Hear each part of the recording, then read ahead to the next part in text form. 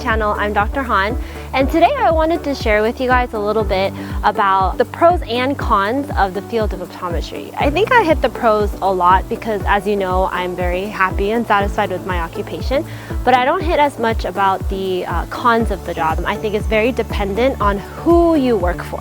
This is something that I learned very recently, that who you work for determines and affects your satisfaction of your job as an optometrist. I used to work for a very busy private equity clinic. I found myself in very little control of my schedule.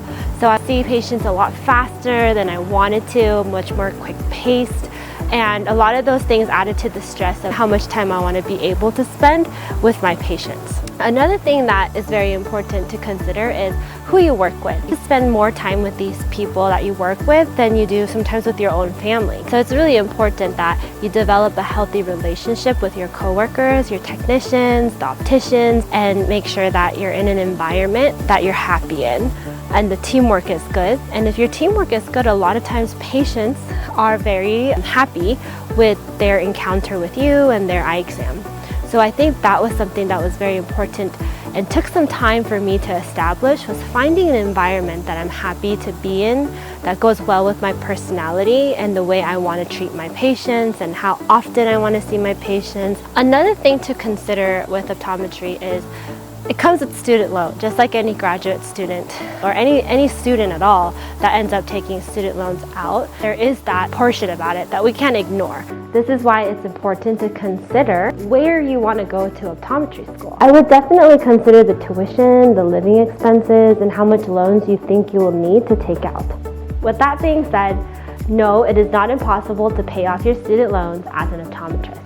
Optometrists make a decent living, and this loan was approved for you in the first place because the banks and the companies know you're capable of paying it off. I have friends that paid off their student loans within 3 years of graduating from optometry school, but this is 100% dependent on your spending habits, your financial goals, or what you prioritize. And not to sound like Mother Teresa or anything, but having some loans actually keeps you really humble and hardworking after school. It's very easy to see the paycheck that you receive and decide to splurge on whatever you desire.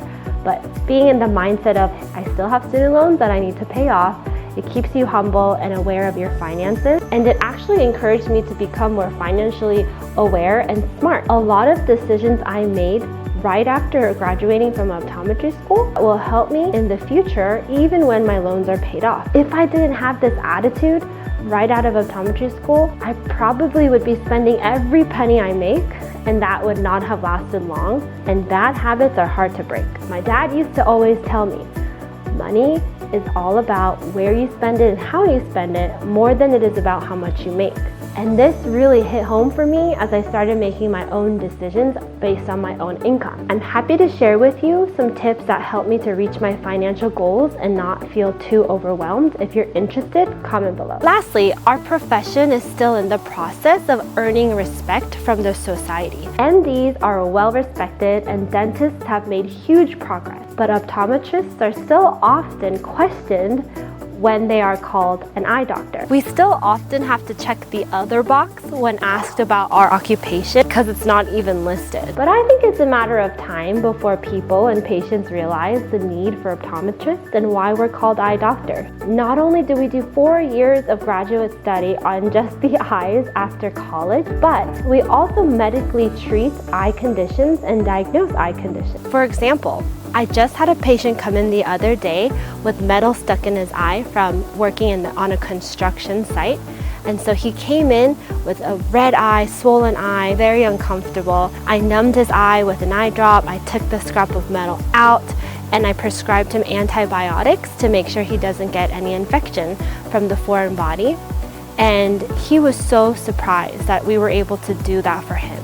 He told me that he was just going to go to urgent care to get his eyes taken care of, but his wife recommended that he go to his optometrist, and I was able to take him out of his misery. If you're prescribed an eye drop or even an oral antibiotic or medication by an optometrist, and you take that prescription to your pharmacy, the pharmacy will go ahead and dispense the medication to you because they received a prescription by a doctor, an optometrist. I really think patients just have to experience it for themselves. Most patients think optometrists are only for updating their glasses or their contact lens prescription, but once they meet an optometrist that takes them out of their eye discomfort and eye misery, they start to respect their optometrist. If anyone has a story about their optometrist impacting their life positively, please let me know in the comments below because I would love to hear about it. I really think at the end of the day, it just comes down to awareness, and it makes people's lives easier too to have us optometrists around, because it's a lot cheaper to see an optometrist and a lot faster than waiting in an ER or an urgent care for a non-emergent eye issue.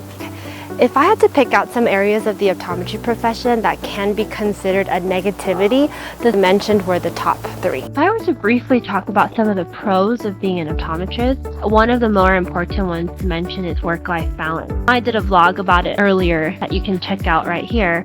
But work-life balance is something that was very important for me and something I considered highly before becoming an optometrist. Luckily, optometrists don't have a lot of on-call duties or emergencies, and so the risk isn't too high. We have a pretty set schedule where we see patients from 9 to 5 or 9:30 to 4:30 or 9:30 to 6. So it really depends on the clinic that you're a part of, but very rarely do you work any more than 40 hours a week. And this really allows us to pursue activities outside of work and spend more time with our family and friends. Another thing that's really awesome about optometry is that you have a very flexible schedule. So if you want to work, only Monday through Friday, you can. If you prefer to work Tuesday through Saturday or Wednesday through Sunday, whatever works for you, you're able to find a clinic that fits that schedule and gives you that flexibility. And optometrists really get to see their work firsthand. A lot of times we get immediate results. Patients already see better before you let them go for the day. Patients come in feeling relief after the eye pain that they were coming in with. We're really able to see our patients improve while they're still in our chair. Optometrists really have a variety of environments that they can work in. That includes private practices, retail stores, hospitals, military, or even government positions. And those are just only the few of the pros that I can think of. I think I talk about the pros a lot more often than I do the cons. So I wanted to focus a little bit more about the cons in my vlog today, because I did also get a comment, thank you for your comment, about what are some negativities of the occupation. In the end, being an optometrist is really about finding a balance of all the pros and the cons, like any other occupation. If you are passionate enough about helping others in need, taking care of their vision, doing preventative medicine, making sure people's eyesight doesn't get worse, optometry really may be an occupation for you. Thanks for your time, and subscribe if you haven't already.